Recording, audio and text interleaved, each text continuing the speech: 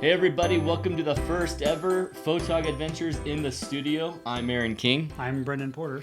And what we do here in the studio is this is our chance to take a look at what we have captured so far and evaluate it. We talk about our own photos and how we created it and what we like about our photos, what went well, what didn't look good, what's not really working out in the composition, as well as see if the other guy agrees with our review of it, add some of their own pointers, and then the person who took the photo will make the decision, is this in my portfolio or is this not?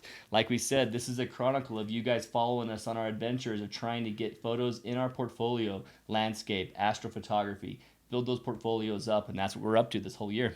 And the thing I like about portfolios, deciding if you're going to put something in a portfolio, is that it's going to change.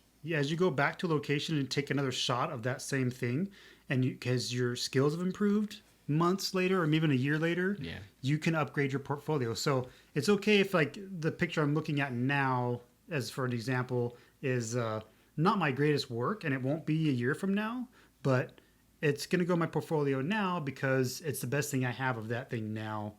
And I can it's not a complete it compromise where you're putting crap in there just to fill it, but we're talking you would possibly replace that the next time you go to that location with a better, clearer shot. Yeah, because I just know that my shots can be better. Yeah, I feel the same way. We've already been doing this for 4 months, and we're sitting right now talking about all of our trips from Strawberry through the silo. We took 2 trips to the silo. I took 2 myself, and we have all those pictures to look at. So the first picture we're going to begin with is this one from Strawberry. It was Brendon's first picture, and really it was our first Photog adventure out together. Well, I never had taken a shot like this before. I've done lots of pictures with lots of different cameras over the years, but I never took the time and the effort to actually go outside at night, even though I'm a night owl. I'm up at night all the time. 3, 4 in the morning, totally normal for me to be awake. And so I was just amazed that when I started snapping shots, how amazing they looked on this camera. And so I was just in love with the idea of being out there still. I was withstanding the cold just because it was so awesome being there, getting Milky Way shots for the first time. Yeah, and this being your first shot, it's obvious that you went with something more artistic as you really painted the purples and pinks out of this photo and focused on that color in the entire set. I really did some creative saturation there and kind of went crazy because I was just so in love with the different colors and the highlights in the galaxy clouds or whatever they're. If we're going to throw some reviews at this, immediately we have an awesome Milky Way, an awesome looking galactic core, but as we've already learned in the 4 months of taking photos, there's just nothing else in the shot. Yeah. I'm just emphasizing the Milky Way here. You can barely see the hills that have some snow underneath it, but they're like almost subliminal. So it was unfortunate we didn't have anything really cool to be in the foreground. But as a picture on its own merit, I think I still like it. I still enjoy the picture. Yeah, absolutely. So then the verdict, is this going to be in your portfolio right now? I think maybe it will. I think it should. I think it should until we replace it with something better. You have taken greater shots than this, but this is an awesome, artistic, colorful Milky Way that I think wouldn't be out of place in your portfolio. Until it becomes redundant, I think it's awesome. Yeah, and at the office, Ryan put on his desktop background. He liked it a lot. So that's kind of validation, I guess. Yeah, absolutely. All right, let's go for another picture. This next one is also yours, and this is the same location in Strawberry, and it looks like you went with more of a natural coloring of the Milky Way. Yeah, I didn't go as crazy with the colors and the saturation. I did have more of the ground in this one, and you can see the light pollution in the background from some cabins that were out there by the lake, I think. So that's kind of cool to have that element in there.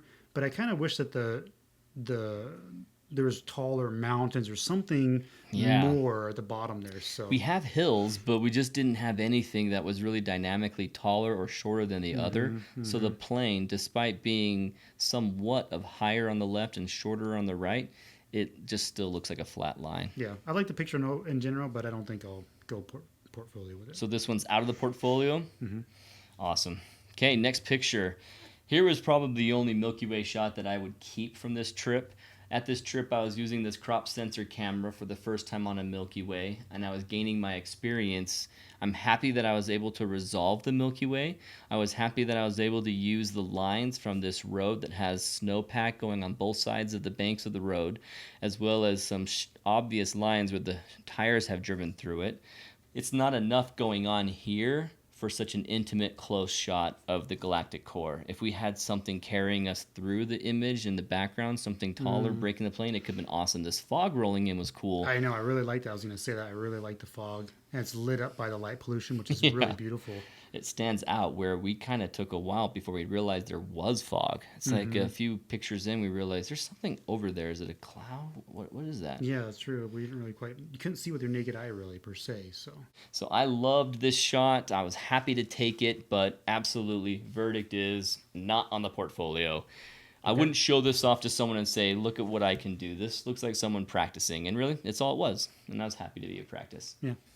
Oh, here's a good one. This is Brendon's. This one we did some more scouting. We're looking for a little lake, right? A little blue lake. We hope to go all the way up the hills to a blue lake to find a good mirror reflection Milky Way potential location. What we didn't know is we didn't know the road was closed for the wintertime. As you can see, there's still snow in this picture on the hills. And so these hills are north facing, so the snow takes a little bit longer to melt. But the river was actually, or the stream was actually really cool, and it was pretty active. And we actually got into the stream standing on the rocks, and I put the tripod down, and I thought that we did take a few pictures around the stream, and I thought this would be a better composition. So this one I actually did as an HDR. The rocks at the bottom and the clouds at the top are all visible. And so it's kind of fun to do HDRs every once in a while because I like the color and the reeds really come out too. The blue, or the yellows and the reds really come out of those. Interesting how that's early spring, late winter, and it looks like fall, autumn colors. Yeah, because this is actually, these red and yellows are actually part of the branches. A lot of these. So the red is actually part of the plant is actually part of the branches. It's not leaf or foliage. It's nothing, huh? And then some of these other yellow ones, I'm not sure what they are. Maybe leaves or flowers, but yeah. So yeah, I think I don't know if this is gonna be portrait or not, or sorry, portfolio worthy or not, but I do like it. And I've had a few other people comment like on Flickr that they liked it too. So I think what we have here is a very typical moment that we'll have in the future where what you have is a composition that is pretty solid.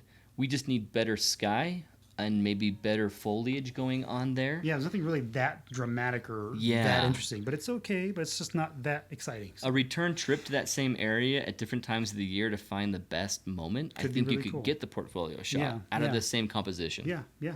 This location is pretty fun, pretty awesome, but the big moment was we wanted to see the arch actually line up on top of the knolls. And as you can see in here, they're just outside.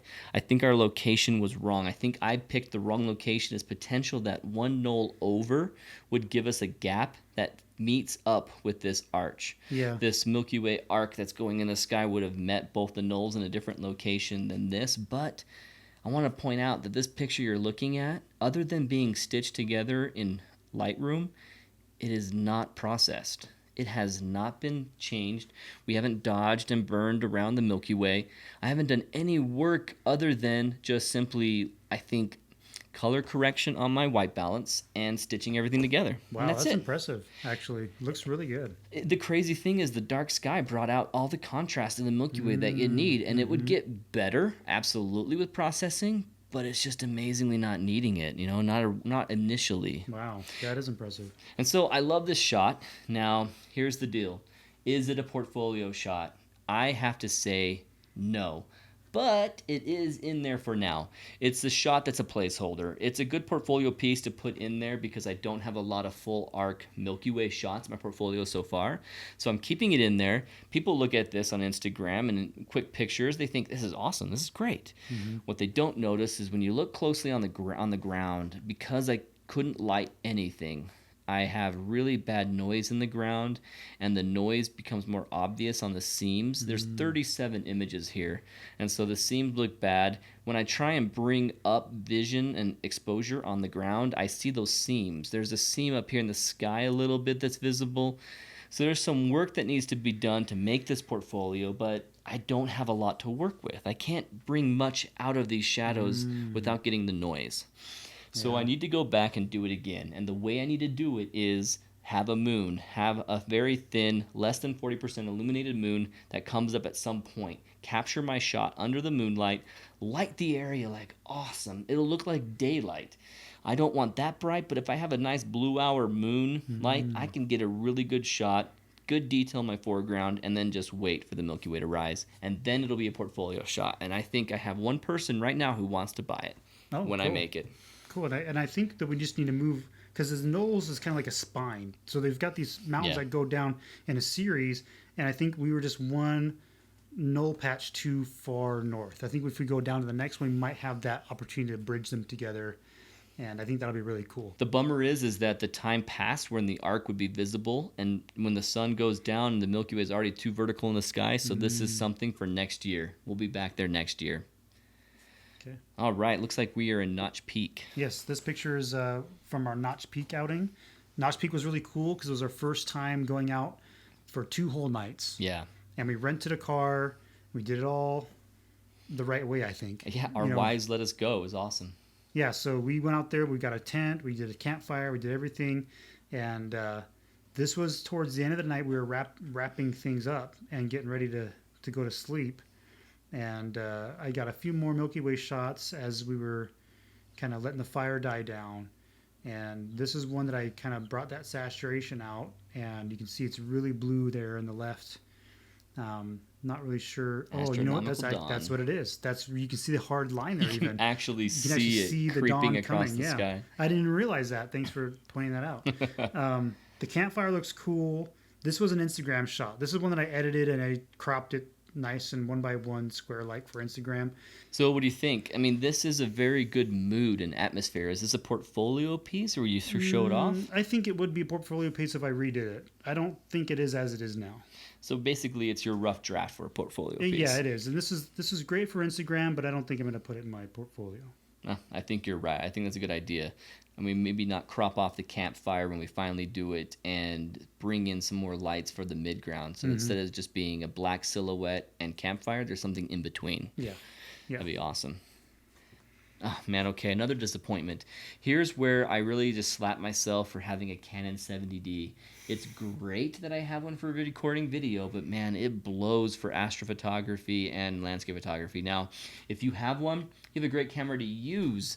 And I don't want to say that it doesn't work, but I constantly get in situations where I can't quite frame my subject.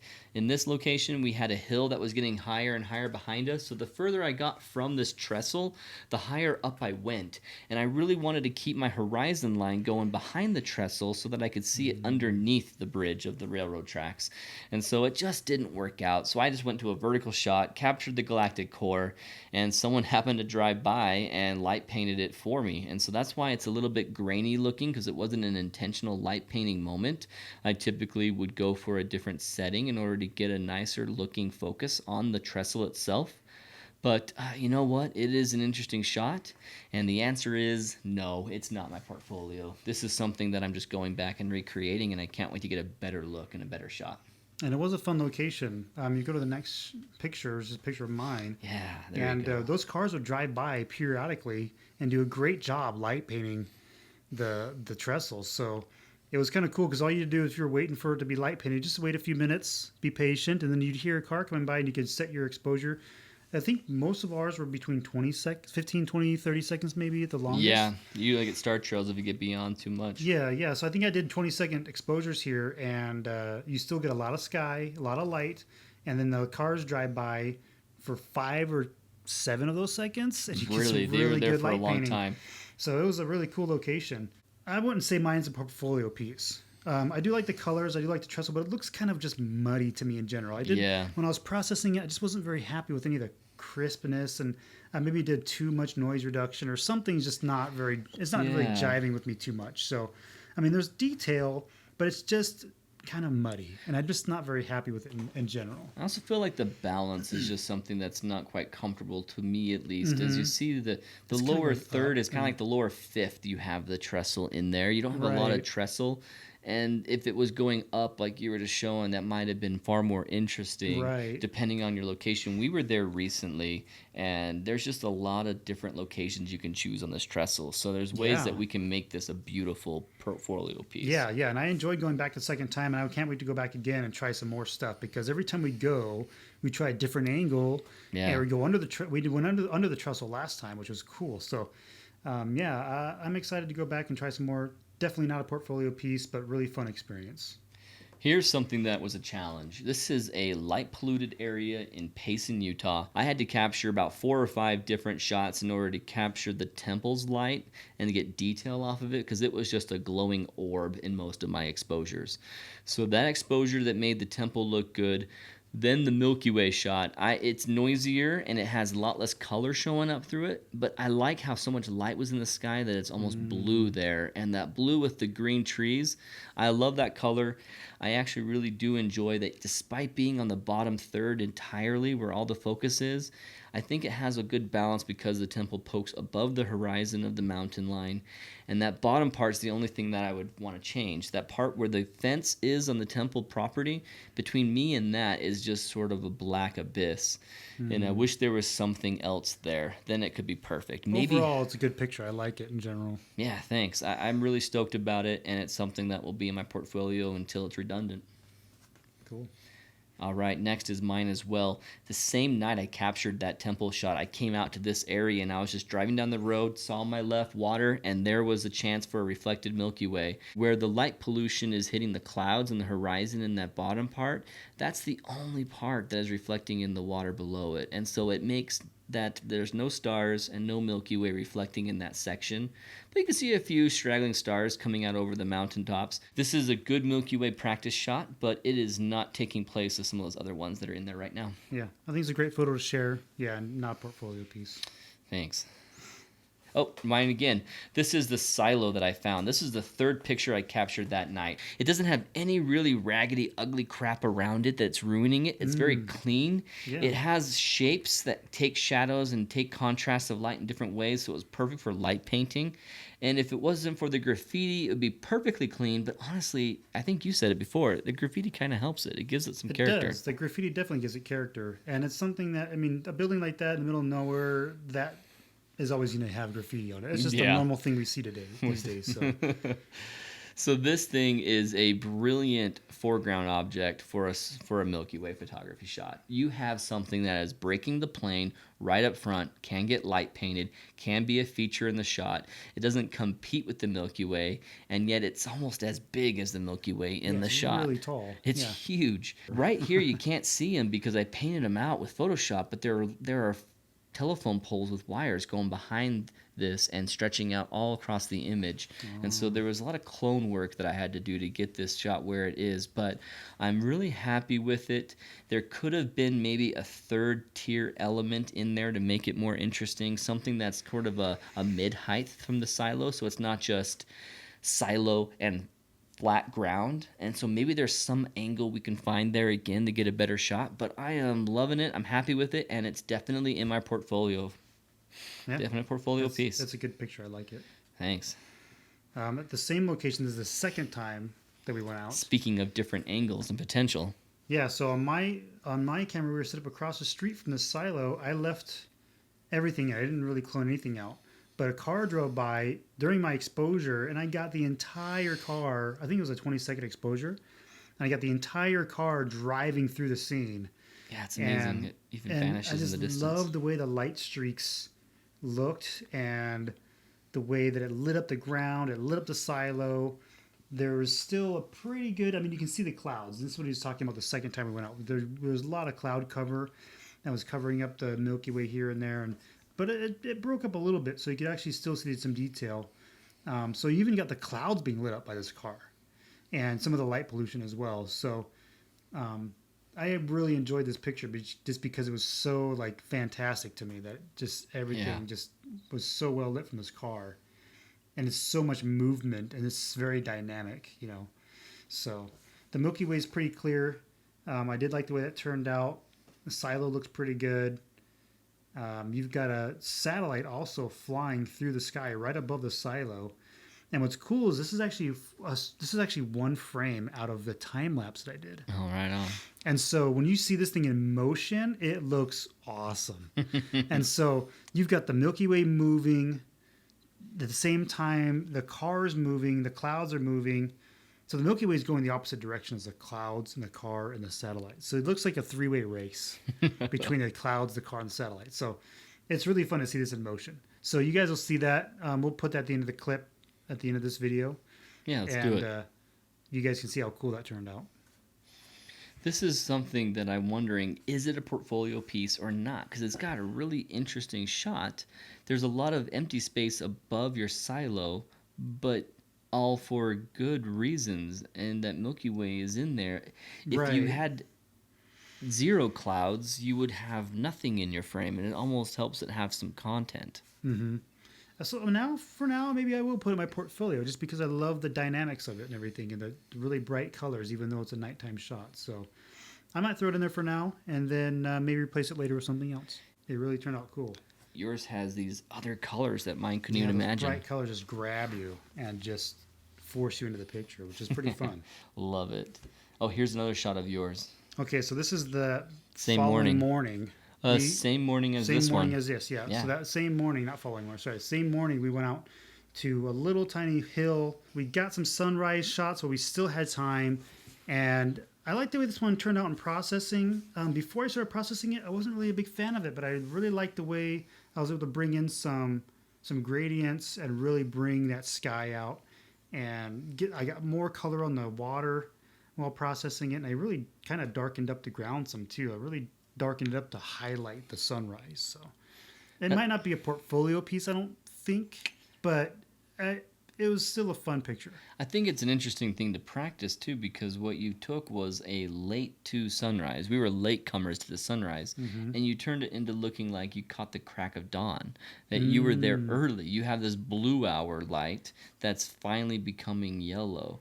And when you look at my picture next, you'll see that the entire sky at the time was really orange and yellow. Yeah, you got that shot. Your shot's earlier than mine, which will show by you. a few seconds or minutes. You maybe think? By a few minutes, I think, because it was rising fast.